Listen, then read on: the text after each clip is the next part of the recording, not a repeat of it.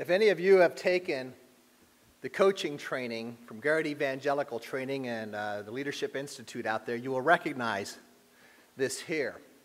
And what this is kind of a visual to a little bit of echoing of what's been said today, but it helps to kind of bring it home in that humans respond in the environment of change with pretty predictable results and progress and a path. It's kind of like they say, it's kind of similar to Elizabeth Kubler-Ross's The Stages in the Grieving of dying, that there's different ways to proceed. And that's what this is up here. Is that you see the M, that's where we kind of start out with, that's the manageable things, that's where we are before things start to change. Then in any type of environment where change occurs, we begin to feel overwhelmed. That's the first response that we have.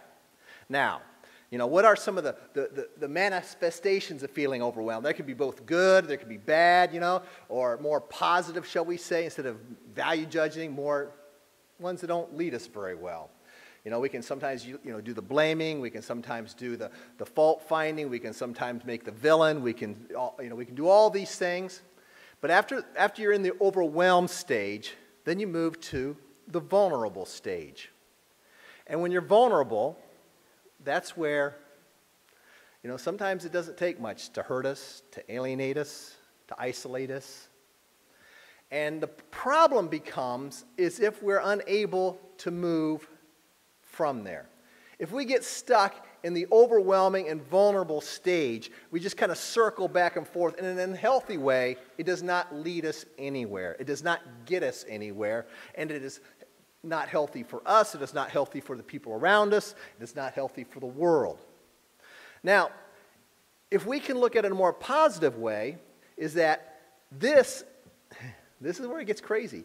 When we're in those two stages, especially the vulnerable stage, it's like Jill says, that's when you can only hang on to not much of anything, but that's our most creative time. That's a time in which we become more creative, we can become more open to different possibilities.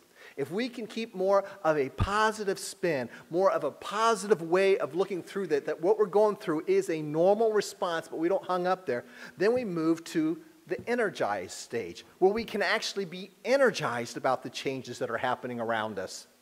And then eventually, after energized, then we go down to where we feel like we're managing it. And the process, anytime things change, that's the steps you can identify in your own self as you're going through it.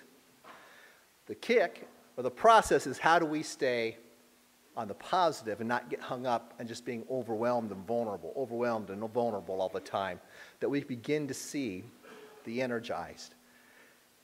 And I firmly believe the best way not to get hung up there is through community.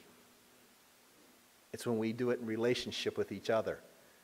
Because sometimes I have found that when people have more faith in me than I do in myself at the times and calls me out, that's when possibilities become even more a reality.